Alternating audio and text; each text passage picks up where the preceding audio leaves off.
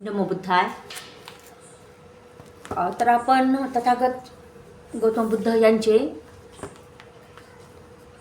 भगवान बुद्ध आणि त्यांचा धम्म या महान ग्रंथातील एक एक उपदेश जे की अतिशय अनमोल आहेत ते पाहत आहोत. तर एका पाठामध्ये आलेला हा जो संदेश आहे तोही अतिशय महत्त्वपूर्ण आहे. त्यामध्ये एक पाठ आहे जैन तीर्थक आणि प्राणघाताचा आरोप.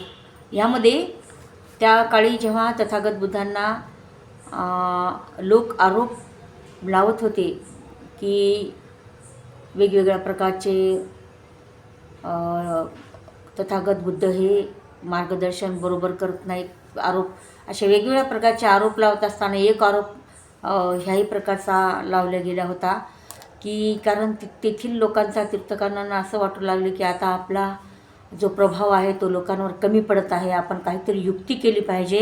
आणि श्रवण गौतमाच्या या लोकांवर झालेल्या प्रभावामुळे आपल्याला लोक आता आदर देत नाहीत, म्हणून काहीतरी युक्ती केली पाहिजे आणि तथागतांचा हा जो लोकांवर पडलेला प्रभाव आहे तो कमी करण्यासाठी वेगवेगळ्या प्रकारच्या युक्त्या ते करतात. त्या युक्त्यापैकी ते सुंदरीकडे जातात आणि तिला म्हणतात, तीर्थक लोक सुंदरीकडे जातात आणि असं म्हणतात की भगिनी तू अत्यंत सुंदर आणि आकर्षक आहेस. श्रवण गौतमाबद्दल तू जर कुवार्ता प्रस्तुत केलीस तर लोक तिच्यावर विश्वास ठेवतील आणि त्यामुळे त्यांचा प्रभाव कमी होईल. दररोज सायंकाळी जेव्हा तू जेतवनातून शहराकडे लोक परत येतात त्यावेळी हातात पुष्पमाला, कापूर, सुगंध घेऊन जेतवनाकडे सुंदरी जात असे. परतणारे लोक विचारत, सुंदरी कुठे जातेस, तू कुठे जातेस? त्यावर ती उत्तर असे देई की मी श्रवण गौतमाकडे त्यांच्या गंधकुटीत राहण्यास चालली आहे.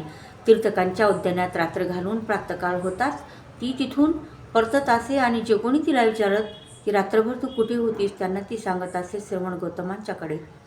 काही दिवसानंतर तीर्थकांनी मारेकरी बोलवून त्यांना सांगितले, सुंदरीला ठार मारा आणि गौतमांच्या गंधकुटीजवळच्या कचरापट्टीत तिचा देह फेकून द्या. मारेकऱ्यांनी त्याप्रमाणे केले. त्यानंतर तीर्थकांनी सरकारी न्यायाधिकाऱ्याकडे तक्रार केली की सुंदरी जेतवनात जात असे आणि आता ती कुठे दिसत नाही.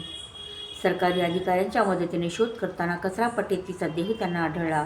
आपल्या गुरूची आबरू वाचवण्यासाठी सुंदरीची हत्या केल्याचा आरोप तीर्थकांनी तथागतांच्या शिष्यावर केला. सुंदरीची हत्या केल्याबद्दल मिळालेल्या धनाची वाटणी मारेकरी दारूच्या गुत्त्यात करीत असताना आपापसात भांडू लागले. सरकारी अधिकाऱ्यांनी त्यांना ताबडतोब पकडले आणि त्यांनी गुन्हा कबूल केला. ज्यांच्या प्रेरणेने ही हत्या करण्यास ते प्रवृत्त झाले त्या तीर्थकाचाही त्यात उल्लेख केला. अशा प्रकारे उरला प्रभावही त्यांनी गमावला.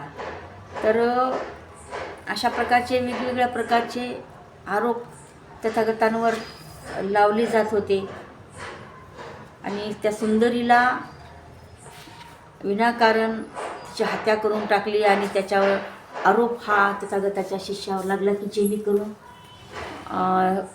जगामध्ये त्यांची अपमानास्पद ओळख निर्माण व्हावी.